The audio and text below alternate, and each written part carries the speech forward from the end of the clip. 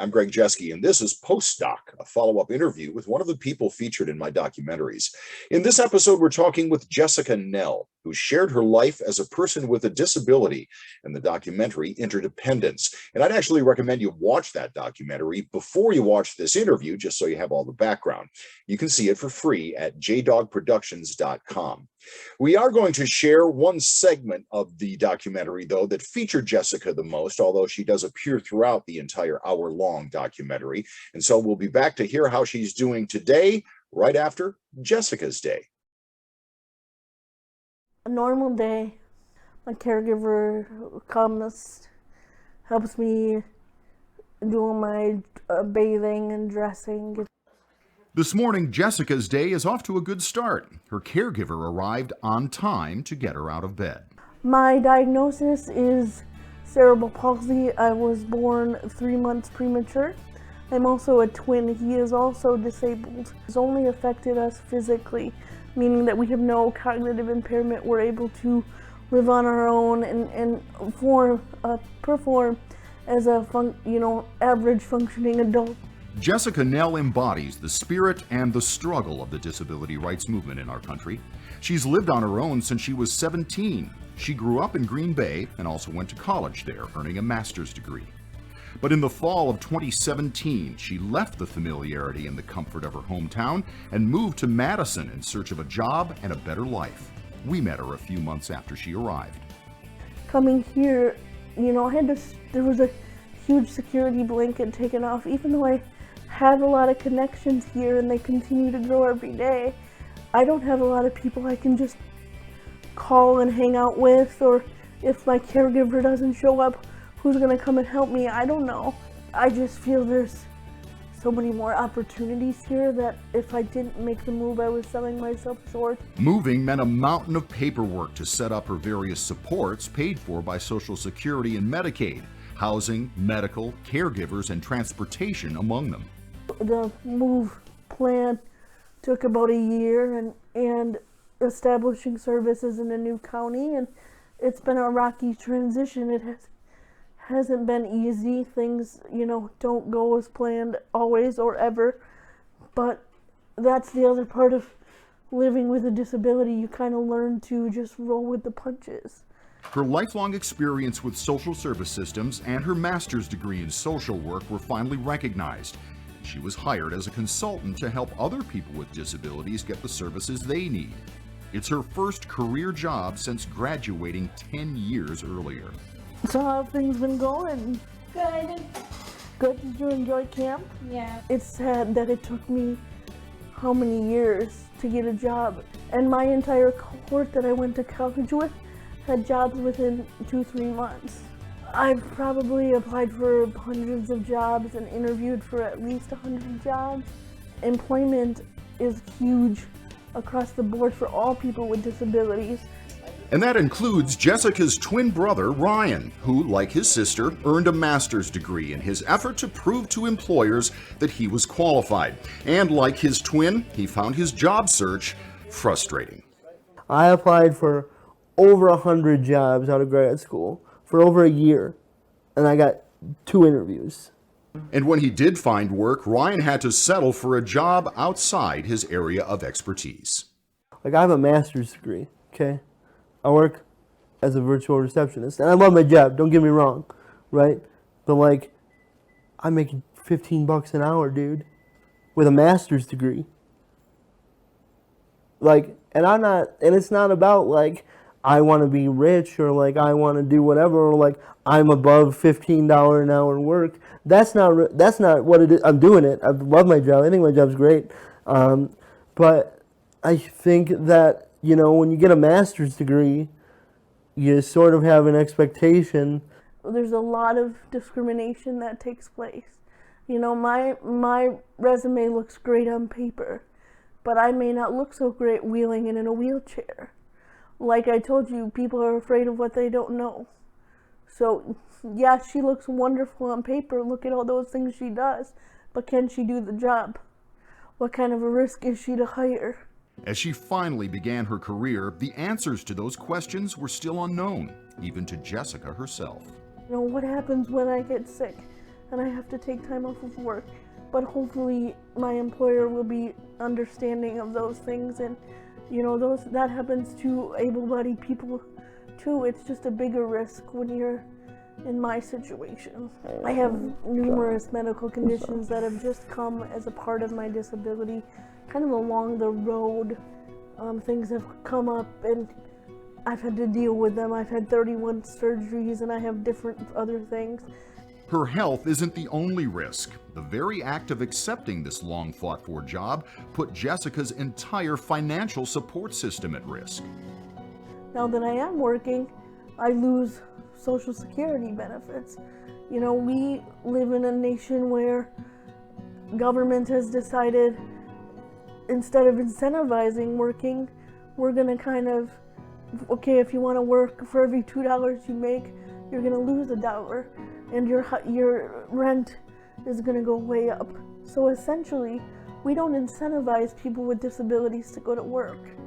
Jessica and the vast majority of people with disabilities in Wisconsin get their medical and home care paid for by Medicaid. They also get supplemental Social Security of about $800 a month. But the government cuts some or even all of that money if they get a job. Like, sure, I'm working and it feels great, but in a month or two, I'm going to see a drastic decrease in my supports. So I won't know if working actually gets me ahead. Hopefully I break even. But those are things that people without disabilities don't have to worry about.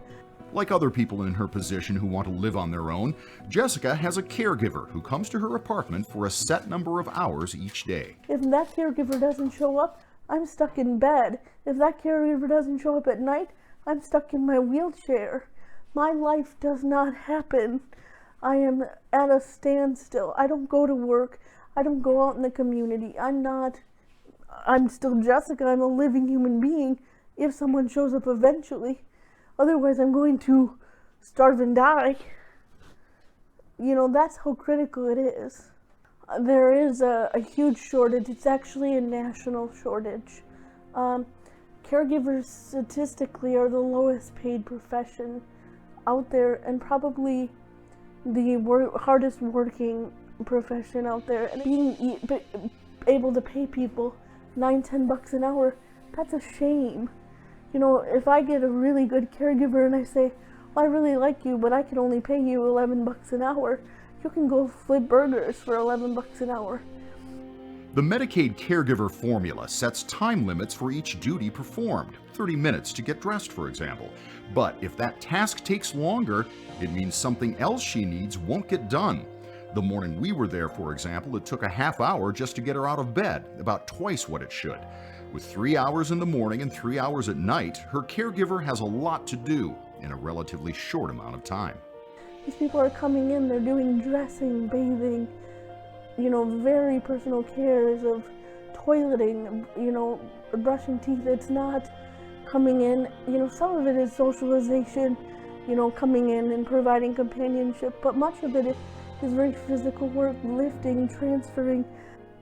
My days are pretty regimented. I can't decide.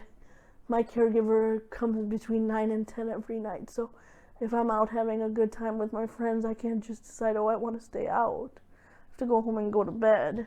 Jessica often doesn't know from one day to the next who her caregiver will be, whether they'll be on time, and whether they'll be there at all. She's shared her experiences of being stranded in her own apartment on social media. I can't describe to you, being stuck in bed when a caregiver doesn't show up, or when a ride doesn't show up, missing something, or maybe just wanting to come home and get out of my chair and get comfortable or change my clothes, or being hungry and wanting to eat something and not having somebody to help me do it. As much as living how I do is excellent and I wouldn't want it any other way, it requires a crazy amount of patience. Just because a caregiver shows up on time doesn't mean they've been trained on what Jessica needs. Alright. I'm used to driving one of these. Now what? I'm new at this. They don't exactly send us in here with training, This mobile body sling is standard issue for getting someone who is paralyzed, like Jessica, in and out of their power chair. Without training, her caregiver didn't know what to do without Jessica's instructions and our videographer's assistance. Did you press the number 1? Yeah, you're not even in the chair. I know, that's what I'm trying to tell you. Please listen. Other times, it's not a lack of knowledge, but a lack of communication that gets in the way of Jessica's care. On this day, her caregiver speaks only French. What is that? Yes, you do. Part of what we do is teach English. When we left her on that January day, Jessica was full of hope for her newfound future, even as she acknowledged the odds against her.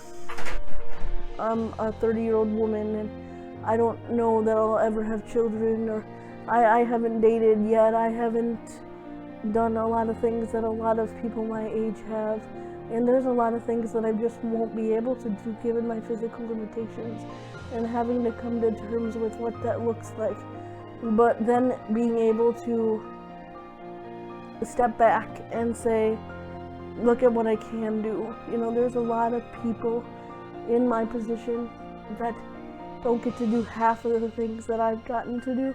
Live on their own, move to a different city. I've been able to travel. Grateful and determined, Jessica begins her new job in a new city.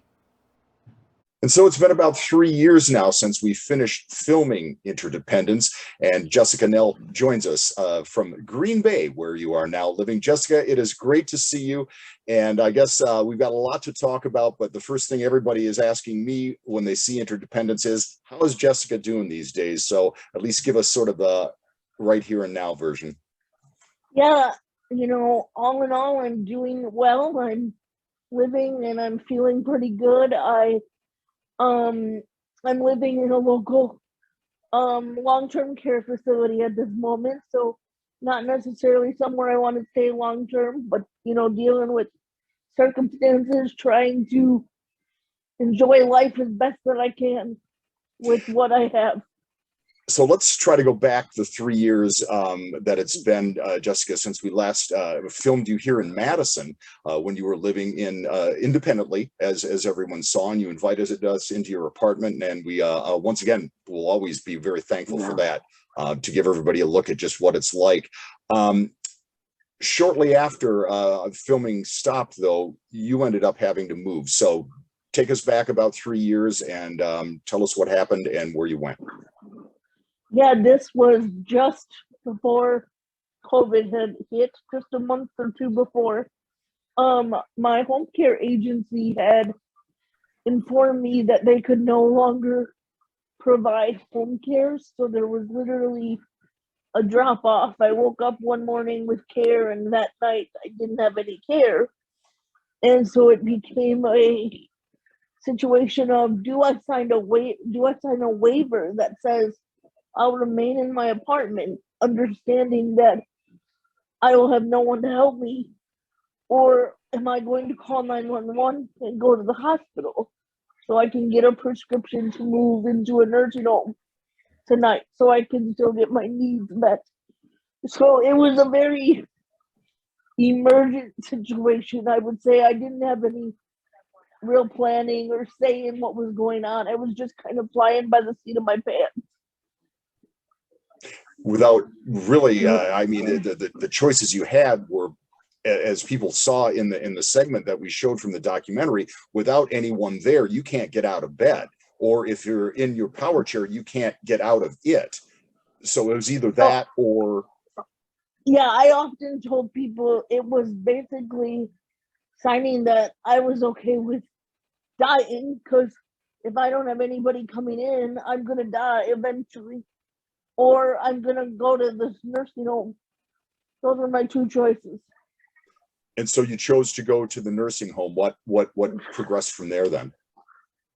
I actually went to a nursing home about an hour south of Madison in Clinton, Wisconsin.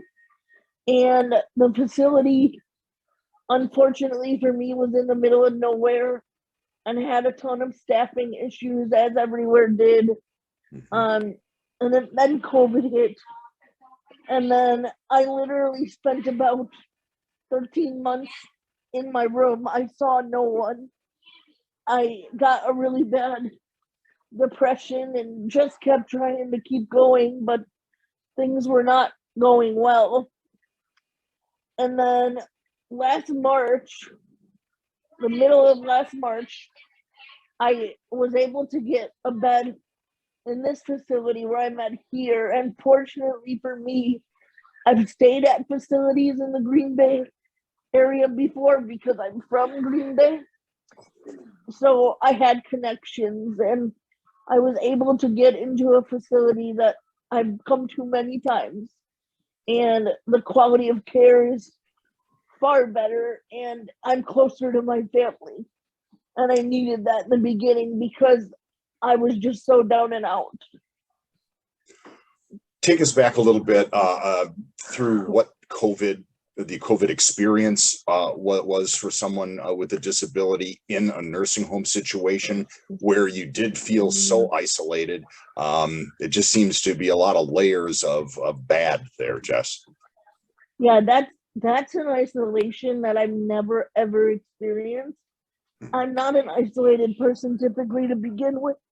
I'm very social. I'm very, I'm just out there. You've met me, you know who I am. I don't mince words. I am who I am. And to not have any human touch for over a year, that's an experience that I can't even put into words. Like,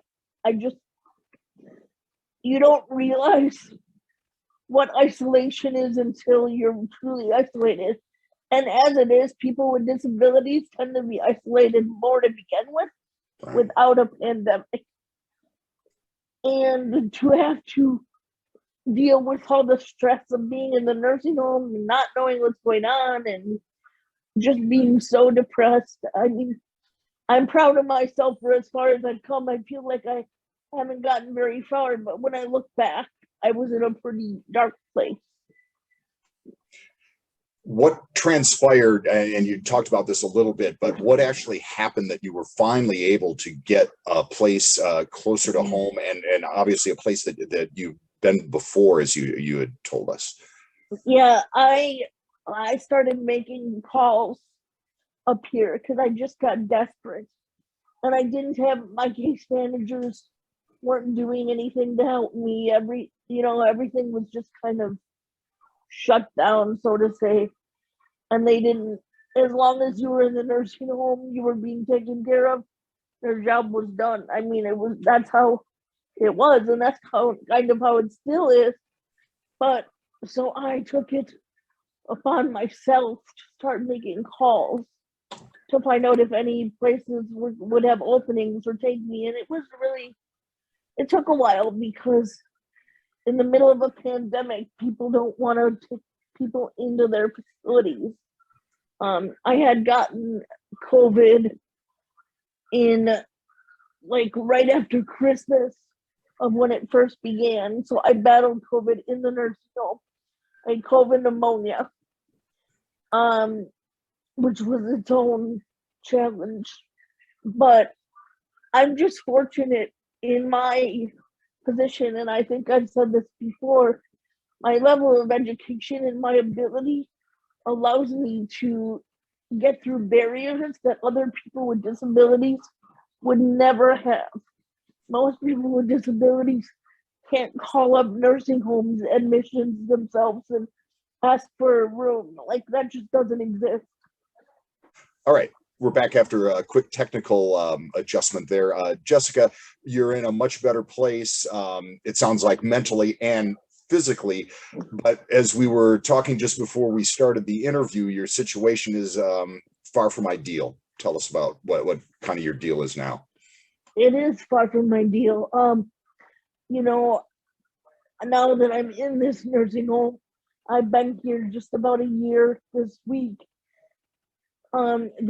The process that it may take for me to get out of here at sometimes feels insurmountable, just because there's not staff, there's not caregivers like there were, there's not a workforce like there used to be. the world is much different. And I have very high physical medical needs. I don't have any. I think people often are surprised when they see me because I don't have any cognitive needs. But when it comes to my medical physical needs, they're very high. So finding a place that would accept me that isn't as restrictive as a nursing home is going to be very difficult to find. Just because our nation, we don't put money in the right places to support that type of thing. We're kind of going backwards where, we're supposed to be putting people in the community, but instead we're re-institutionalized people because it's just easier. And speaking of finances too, Jess, we talked in the documentary about the fact that you after making money on the job, that almost canceled out the benefit money that you would receive. What's the situation for you now? Well, now I guess sometimes you don't realize how good things are until you don't have them. Because now I get $45 a month. The rest of my money goes to the facility.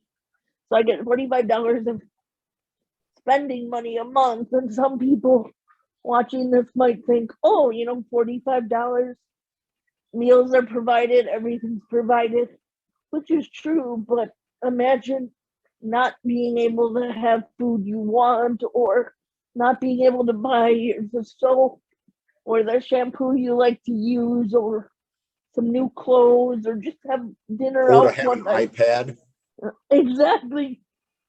I mean, it's just things that we don't think about as people. We take things for granted and then they go, and it's just been an eye-opening experience. To a person who already has gone through a lifetime of eye-opening experiences, Jessica, what do you sort of, where are you at as you look back over the past 3-4 years? I mean, all the effort and the success you had getting to Madison, finally getting that apartment, getting the job, and then sort of having things change on you again. I think that's where my biggest letdown is. That's where my biggest heartbreak is. And I call it heartbreak because I put my entire self into, I'm going to go to Madison. This is where I want to do. This is what I want to be. And I was doing that. Life was good. Life was still challenging. But I have a disability. Life is always going to be challenging. But I basically threw everything away that I had worked for. All my apartment, most of the things in my apartment, I had to get rid of. I had to give my cat away to somebody else. Just things that people you don't build a life and then not have one the next day. And that's literally what I went through. What's next? What as you are now doing some advocacy work and kind of getting back, not necessarily a full-time job, but in that direction again? Yeah, I'm trying to get back in the saddle, so to say, doing advocacy work slowly. I did get reelected to the Aging and Disability Resource Center of Brown County Board of Directors, which I served on prior to moving to Madison. So that has been wonderful to kind of get me back in that mindset, and they're constantly asking me to do certain things and different activities and using me to my fullest potential. And I don't mean using me in a bad sense. I mean just utilizing all that I have. I have a bachelor's and master's in social work, and the reality is I'm not working a job, but at least I still get to use my knowledge. Jessica, what if what advice would you give to someone in your situation who might be looking at what you did 4 years ago, and looking at that for themselves. Would you do anything differently? Would you give them advice different than what you follow? As far as like moving from like where when I did the Green Bay to Madison. Yeah, and just the whole idea of deciding to move and get a place on your own and get a job as well, and making the effort to do that and not having that set up before you went there. Yeah, I mean, it was definitely a challenge, but it was something I knew I could accomplish. I mean, I lived on my own prior to moving to Madison, and it wasn't going to be easy, and it was certainly a rough road at times. But I think what I would tell everybody and what I tell myself today and almost daily is don't give up. Don't give up. Like, as bad as things can get, just keep going. So you think it was worth it? Oh, yeah. Would I do it again? Yes. Because how do I know what else is out there for me unless I'm willing to take the leap? I know that one person can't speak for an entire group of people, Jessica, but as we've, obviously found out, there are people who can articulate, and you're one of them, the situation that they might find themselves in. So for people with disabilities, and now that we're in 2022, post COVID, but not necessarily completely have it behind, what are your thoughts moving ahead, and as you look back now at having gone through the pandemic and how people with disabilities were treated as a group? Sort of what are your thoughts there? I think that we still have a long way to go when it comes to people with disabilities. And if anything, the pandemic has shown a light on the fact that we, in many, many situations, forget about people with disabilities, forget about the impact that things like pandemics and isolation and lockdown or getting an illness like COVID, how that impacts somebody with a disability.